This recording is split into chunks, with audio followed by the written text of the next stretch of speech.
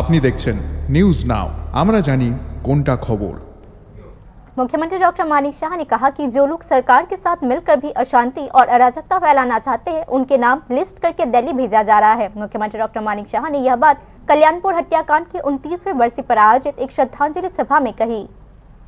शुक्रवार को कल्याणपुर हत्याकांड की 29वीं बरसी पर एक श्रद्धांजलि सभा का आयोजन किया गया। कल्याणपुर में आयोजित श्रद्धांजलि सभा में मुख्यमंत्री डॉक्टर मानिक शाह मौजूद थे। मुख्यमंत्री डॉक्टर मानिक शाह ने कहा कि जो लोग सरकार के साथ मिलकर भी अशांति और अराजकता फैलाना चाहते हैं उनके नाम लिस्ट करके दिल्ली भेजा जा रहा है।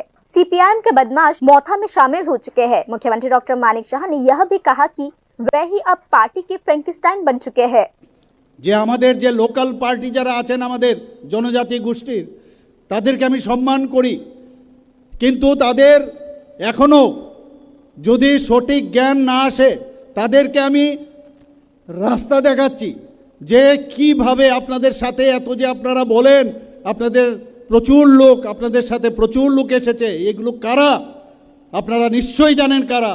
এই হারমাত বাহিনীর সিপিএমের গণপরিষদের সব গিয়ে ওই সব পার্টির মধ্যে জয়েন করেছে, আমরা সবাই দেখেছি। এবং তার যে কন্ট্রোল রুম এই লাল যে ভবন আছেন মেলার মাঠে সেখান থেকে কন্ট্রোল হয়। আমি ওনাদের উদ্দেশ্যে বলেছিলাম একটু বোঝার চেষ্টা করুন, একটু বোঝার চেষ্টা করুন। আপনাদের সাথে আছে, গুন্ডামি করবে, বিভিন্ন জায়গায় বাধা দান করবে, খুন করবে, সন্ত্রাস করবে।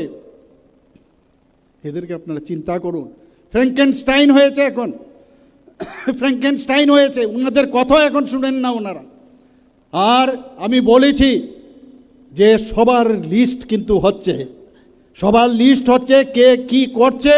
এবং আমাদের মাননীয় প্রধানমন্ত্রী নরেন্দ্র মোদীজি এবং আমাদের গৃহমন্ত্রীজি অমিত শাহজি এবং আমাদের সর্বভারতীয় সভাপতি জেপি নাড্ডাজি সব কিন্তু লিস্ট করছেন, আমরাও লিস্ট পাঠাচ্ছি, কাউকে ছাড়া হবে না। আমি এখানে যারা আমার মা বোনেরা আছেন বাইরে আছেন আপনাদের কাছে একটা প্রশ্ন, আপনারাই এই ত্রিপুরাতে শান্তি চান কি চান না? শান্তি চান? আপনারা কি শান্তি চান? শান্তি আমরা প্রতিষ্ঠিত করব ত্রিপুরাতে, আমরা করেছিও। मुख्यमंत्री डॉक्टर मानिक शाह ने आज कहा कि सरेंडर करने वाले दुश्मनों, हत्या और रेप जैसे अपराधों में शामिल लोगों को भी कानून के दायरे में लाया जाएगा। এই সব উগ্রপন্থী যারা খুন করেছে, যারা অগ্নিসংযোগ করেছে, যারা দর্শন করেছে তাদেরকে কিন্তু ছাড়া হবে না বন্ধুগণ। যতই ওরা আত্মসমর্পণ করেন, এখনো আমি দেখি অনেক সময় ওই সব উগ্রপন্থী এখন মুখোশ পরে নানাভাবে সমাজকে সম্বোধন করেন, আজকাল আমরা দেখতে পাই। কিন্তু বন্ধুগণ উপরওয়ালা সব দেখছেন, আর আমাদের মাননীয় প্রধানমন্ত্রীজি দেখছেন, গৃহমন্ত্রীজি দেখছেন, কাউকে ছাড়া হবে না।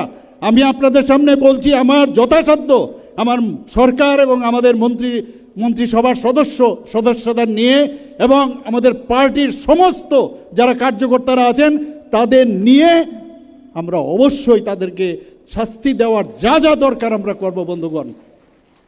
এইভাবে চলতে দেওয়া যায় না। আজকের এই যে কল্যাণপুরে ঘটে যাওয়া, बता दें कि 12 दिसंबर 1996 को खुआई जिले के कल्याणपुर मोटर स्टैंड पर कुल 26 लोगों का हत्या कर दिया गया।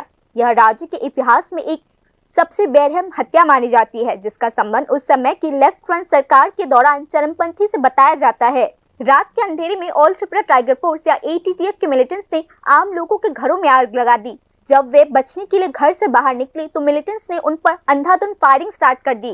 इस घटना में बच्चों समेत 26 लोग मारे गए थे। इस बर्बरता की पूरे देश में कड़ी निंदा की गई थी और इसके बाद इलाके में बहुत गहरा अशांति फैल चुका था। इस घटना के बाद उस समय के केंद्रीय गृह मंत्री लाल कृष्ण आडवाणी ने कल्याणपुर का दौरा भी किया था। ये रिपोर्ट न्यूज नाउ।